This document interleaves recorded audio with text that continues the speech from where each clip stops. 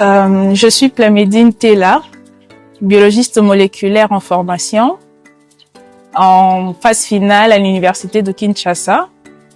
Je suis également détentrice d'un certificat international en leadership de John Maxwell Team et détentrice de plusieurs autres certificats internationaux. Et je suis coordonnatrice d'événements chez Rotor, une plateforme qui offre des formations en prise de parole en public, art oratoire et éloquence.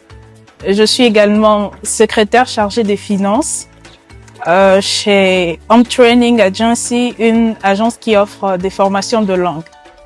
J'ai bien d'autres casquettes, entre autres conférencière, formatrice en leadership. Les autres casquettes, je pourrais toutes les dévoiler ici, faute de temps. Particulièrement pour la biologie moléculaire, depuis toute petite, j'étais passionnée pour la science. Et je ne cessais de répéter à mes parents, surtout à ma grand-mère, que voilà, moi je serai laborantin, je vais porter la blouse blanche.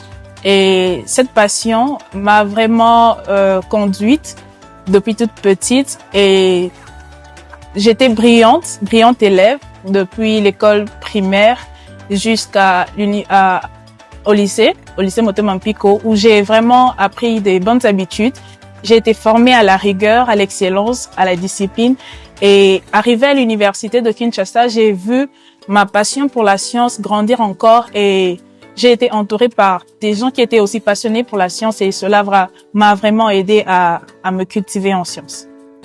Par rapport aux difficultés, je dirais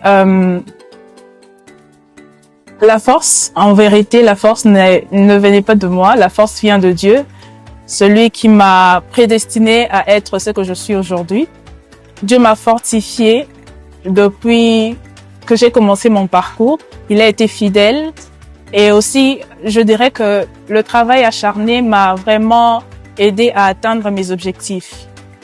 J'ai été motivée, j'ai été passionnée par ce que j'étais en train de faire et malgré les difficultés, puisque mes yeux étaient focus sur mes objectifs, j'avais une vision claire sur ma personne, sur ma vie, sur ce que je comptais faire.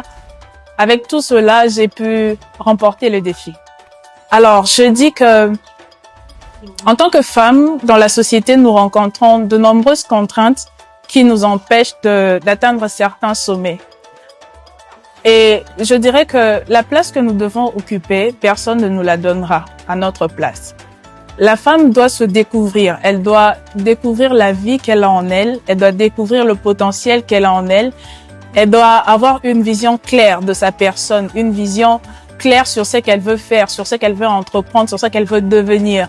Travailler sur sa personne, travailler sur son être dans tous les domaines, développer des compétences. Et lorsqu'une femme passe par toute cette démarche, en tout cas, elle se distingue. Il est inévitable qu'elle se distingue dans la société.